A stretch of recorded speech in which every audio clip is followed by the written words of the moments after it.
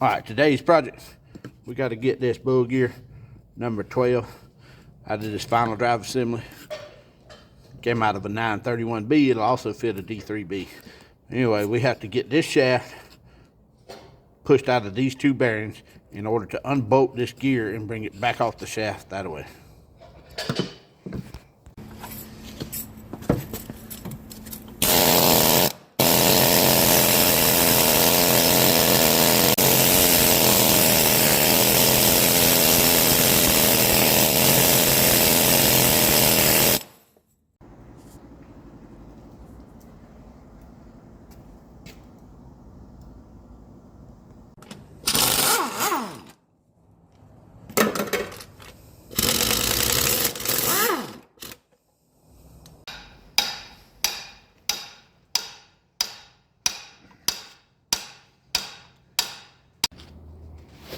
Got the press set up to push that shaft out.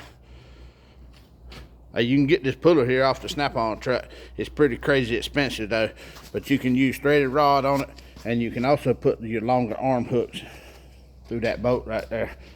But you'd have to make weekly payments on that thing.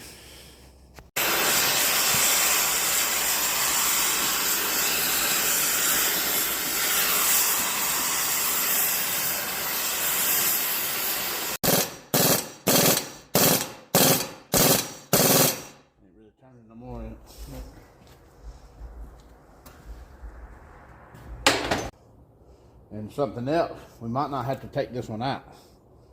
If we split this one, this might be enough to push it through the one. But I don't care. I got all day. You want to split it? Sure. All right, the decision's been made. We're going to try to split that bearing. All right, I washed it out right there. Didn't get it all the way through, but it's enough. It's moving now.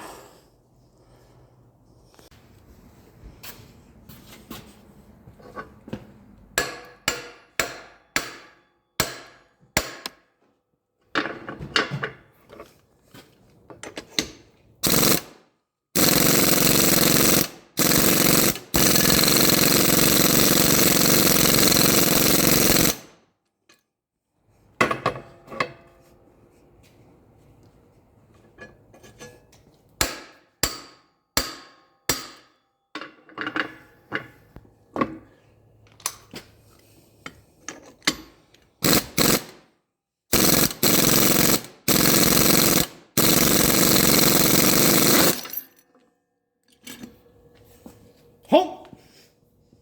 There it is.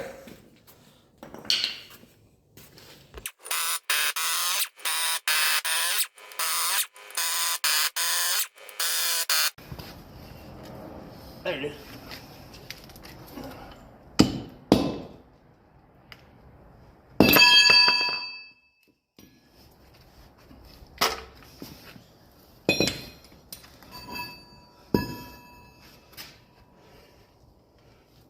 That's what was after.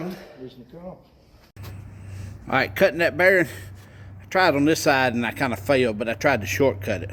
So you got to have a path for your slag, and I tried to wedge it in between, trying to make that path between two of those rollers. I knew better.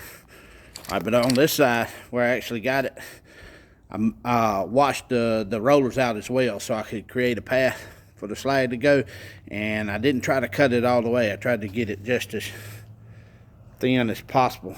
I got it open there a little bit, but just by washing it and not using the trigger all the time, you can see the race. I mean, it got some heat damage on it, got some slag, but we're not trying to save the race. And then on the shaft, this is where I cut that big hole. And it's got some heat marks, but I didn't get into the shaft at all.